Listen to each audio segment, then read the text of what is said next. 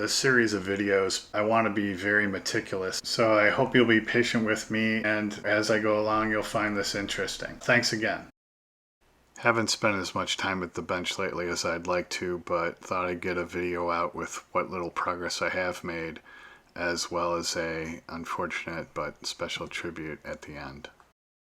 Now that I have these final maps ready to go, I need to get the surfaces ready to put that onto. So basically it's clearing all the surface detail between here and here, leaving the stuff for the tail. Now the next thing I need to do is these creases here. I'd like to flatten those.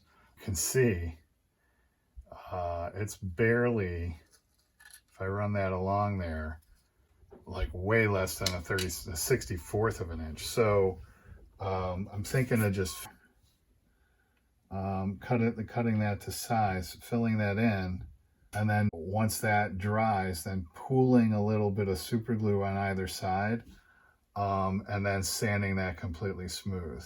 So I just took that 0.5 millimeter styrene rod and fitted it into those openings with the ultra thin Tamiya cement, and then kind of took a look at it and thought, widen it out even further. And then at the deepest point actually went 3 wide with the styrene rod. And then after that came back with the medium thick super glue and pooled it on either side, and actually tried to get it to kind of go up and above that so that I could sand down to it. So this is after one sanding, and then I put some ultra thin super glue on there. I'll let that dry. It'll probably take at least 2 more applications of this, but I think that's gonna work. Closing in on it, you can see there I just had to fill a little bit toward the front there. All right, there we go. Did that on both sides. And I think you can catch the reflection there, but that is perfectly smooth now. Once I get that bottom on there, it should look pretty good, but that's going to come later. So now I'll start scribing these sides. And I'm just going to work the sides, and then after I join the fuselage halves and attach that bottom, then I'll, bring these lines down around the bottom and over the top. So I started with the tail there, marking out all the new lines that I wanted and scribing those. And then I actually went back and scribed alongside all the raised detail that was already there. So as I work on this, I'm going to have a couple of reference points here.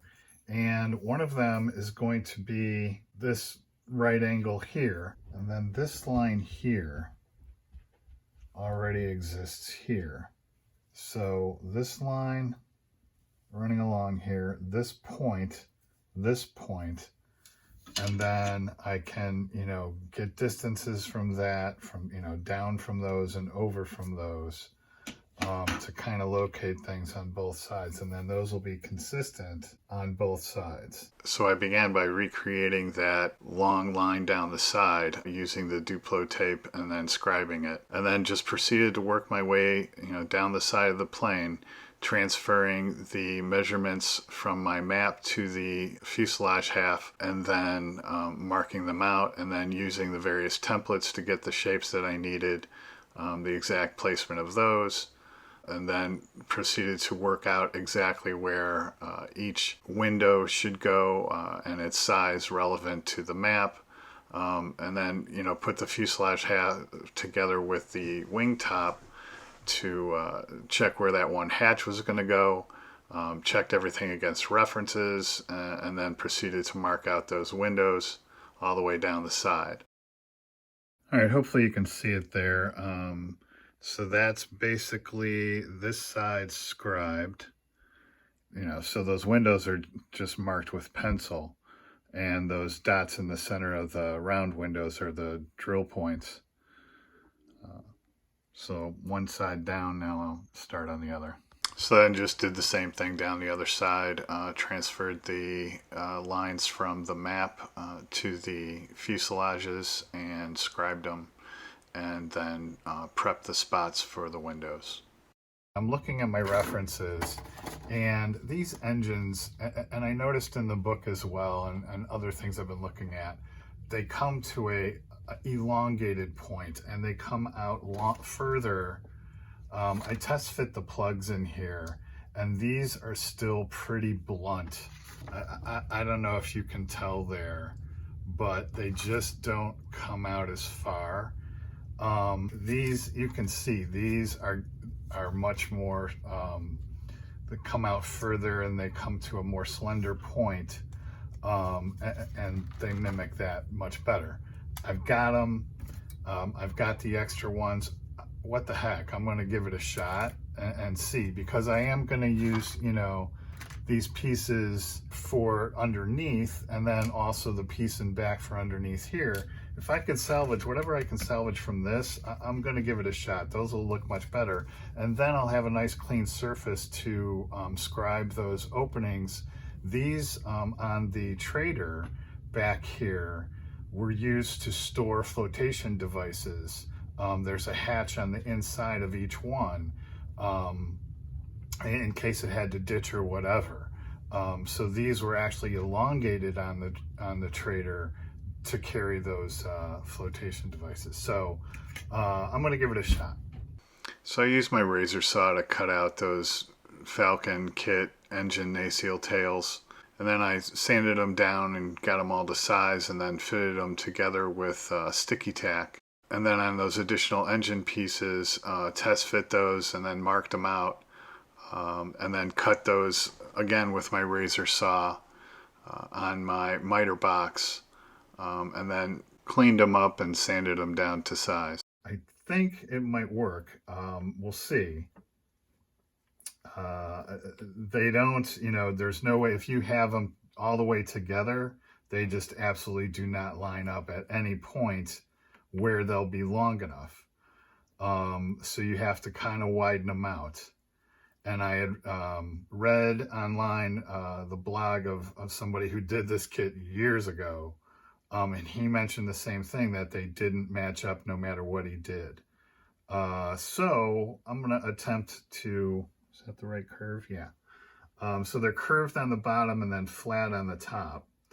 So anyway, I'm going to attempt to do this and see how far I get.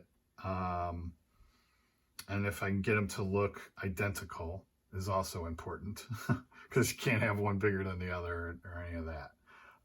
So anyway, I may again be going down a rabbit hole for no reason, but again, I want to give it a try. If nothing else, I'm just having fun. I'm not in any hurry. So, all right, I think I'm closing in on it now. Really, the key to this was getting this angle correct. Because if you could see on the kit piece, what I did is I tried to stay an equal distance, you know, kind of this side of a panel line there.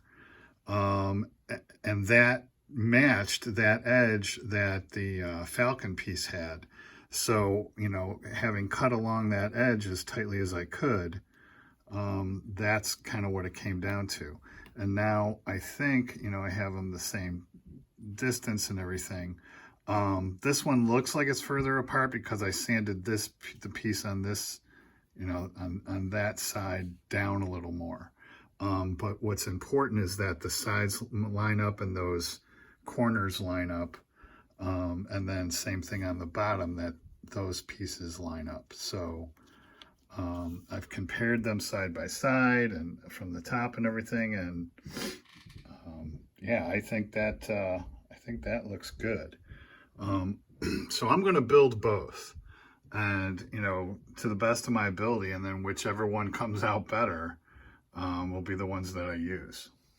Yeah, and I really think the key was leaving this bit on here on the original piece and going back from there, because I think what they want you to do is cut it along, you see that panel line next to my thumb? I scribed a new one back right along that and stayed along there. I think that was the key to making this work. So don't want to count my chickens before they're hatched, but I'm pretty happy with the way these are coming out. I spent some time lining it up on the mat here and comparing it to references. The important thing is you have to get these similar to, like, you know, wings and tail fins and stuff. These need to be perpendicular up and down. So I have to remember that, you know, so that's kind of why I'm just test fitting the entire thing, and then I'll mark where those go. But yeah, I'm real happy with this. I just hope it all hangs together until I can get it done. Yeah, you can see there, I've got the angle correct on both. You know, it's hard to see with the clamps there, but, and then, you know, compared to references, I'm pretty happy with the way that's gonna look. So yeah, I'm gonna continue with this and see if I can't use these. You know, I'll have the other ones as backups, but I'm gonna continue working this. I'm liking how it's looking.